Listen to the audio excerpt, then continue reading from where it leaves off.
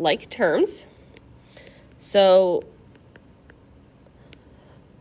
what that means for radicals is that what's underneath the radical has to be the exact same root and the exact same stuff underneath the radical, I guess, if you will.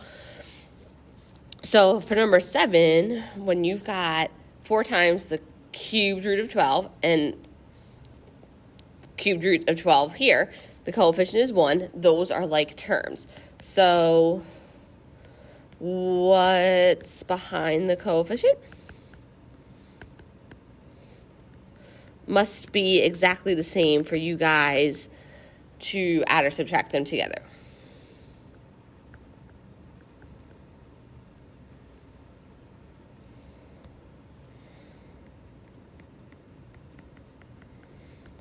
If they are, that is nice.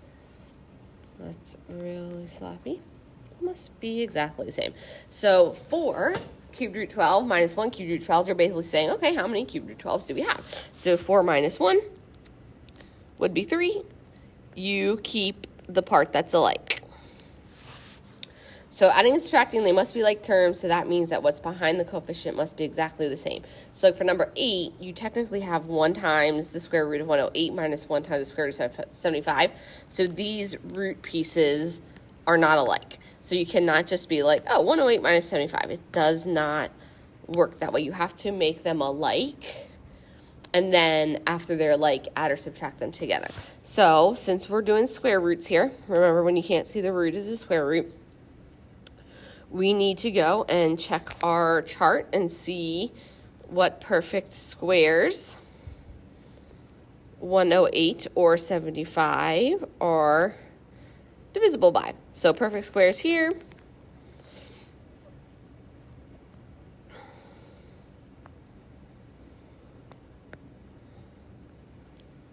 So I know that 75 is 25 and 3.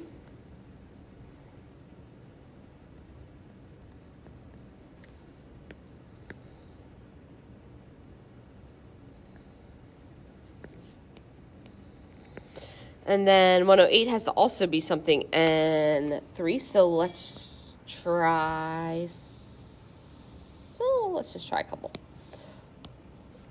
We'll just divide it by 3. So 36.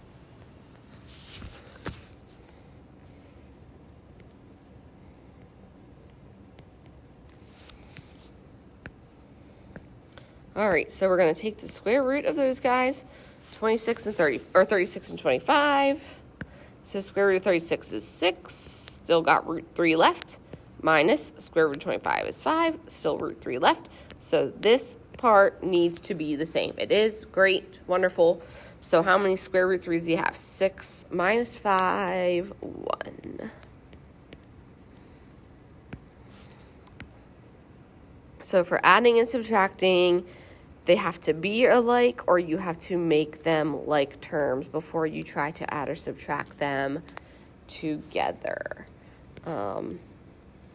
It's not like multiplying and dividing where you can just do the operation and simplify as needed. Have to be like terms, simplify first.